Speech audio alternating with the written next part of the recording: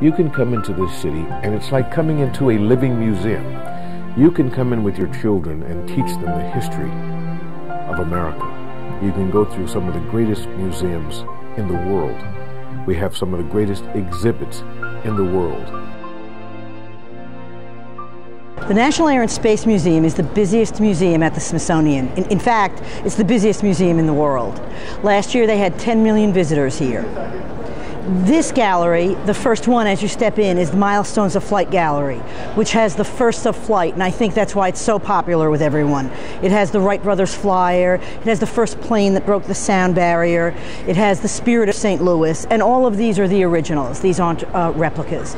Other things in this museum, if you were to say what's a must-see in the Air and Space Museum, probably Amelia Earhart's plane, which is upstairs, the Space Hall, which has John Glenn's spacesuit and takes you through the space race, starting in the with the Cold War and on through the Challenger disaster and other things.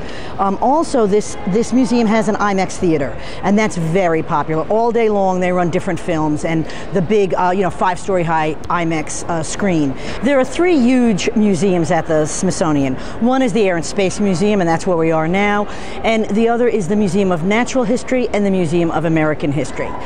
If you were to come to Washington and you had your must-see list, I think it would probably include the Hope Diamond in the Museum of Natural History, which about a year and a half ago was put in a beautiful new setting where it rotates around. It's in its own special case and in its own gallery. Also in Natural History is the favorite of all the kids, the Dinosaur Hall and the Insect Zoo. Moving on, as you go closer to the Washington Monument, is the Museum of American History.